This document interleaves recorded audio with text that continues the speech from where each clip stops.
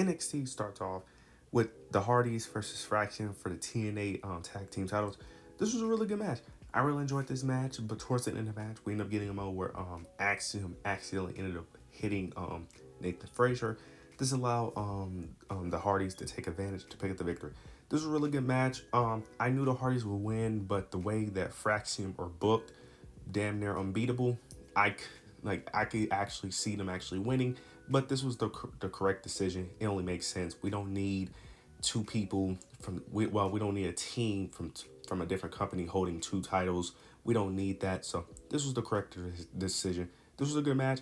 I'm hoping that they're not gonna go back to what they was doing before, where they kept teasing a breakup between Axiom and Nathan. I hope they don't do that because right now there's no reason to do that right now.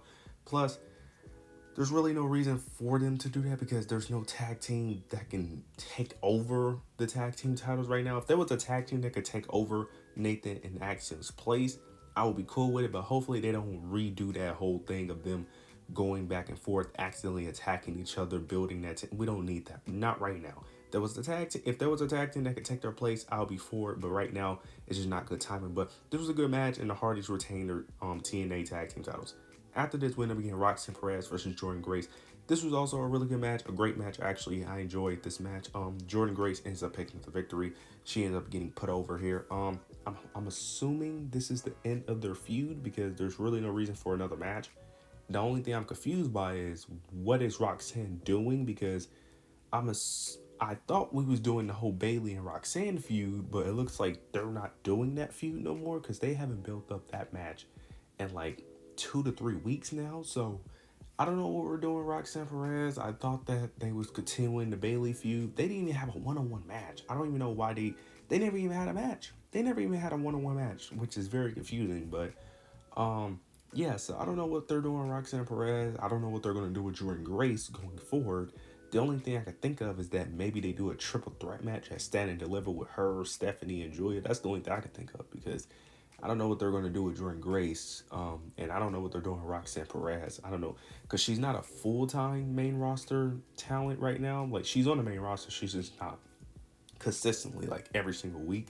So I don't know what they're going to do, but we'll see how this plays out. But they really need to get back to that Bailey and Roxanne feud because that feud just kind of just ended. Like it didn't really have a conclusion to it. So I hope they go back to that, but we'll see how it plays out.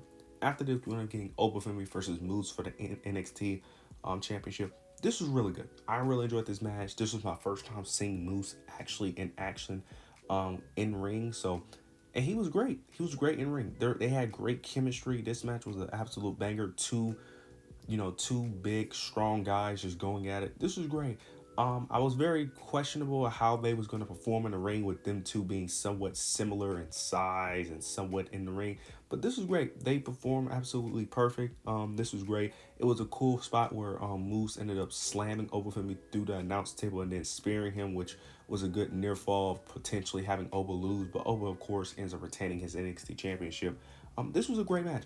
I'm assuming the next step for Oba is eventually go to Stand and Deliver, face Trick Williams. I'm assuming because that is the only match for him at Stand and Deliver because any other match just doesn't make sense unless they're willing to pull the trigger on Ricky Saints immediately. But this was overall a great match. Curious to see what's next for Oba because, like I said, the only thing that I can see is really just Trick Williams. But we'll see how that plays up. But overall, this was a great match. Oba ends up retaining the NXT championship. After this, we end up getting Ethan Page versus Javon Evans in a street fight. This was a great match, man. This was great. Javon Evans, man, it's funny because I expect what I expect from him, but man, he just keeps surprising me in the ring. Man, his bounce is ridiculous. Like the way he just takes off in the air is ridiculous. He has some very cool spots. He had one moment where he ended up doing a cutter onto the table where he ends up jumping over the ring ropes, catching Ethan Page on the outside and then hitting because Ethan Page was laying on the ring apron, catch him off the ring apron onto the table. That was very sick. We had another spot where he did this sick he did a basic dive, but the hang time, the way he glided in the air while he dived was ridiculous. We had another sick spot where he ended up doing like a springboard cutter onto a chair. Because he ends up putting Ethan Page head through the chair. Ethan Page was standing up, and then he ends up doing the springboard cutter. to end up picking up the victory. This was great. Javon Evans was really good. Ethan Page was really good, being the heel that he was. This was great. I don't know if they're gonna do another match.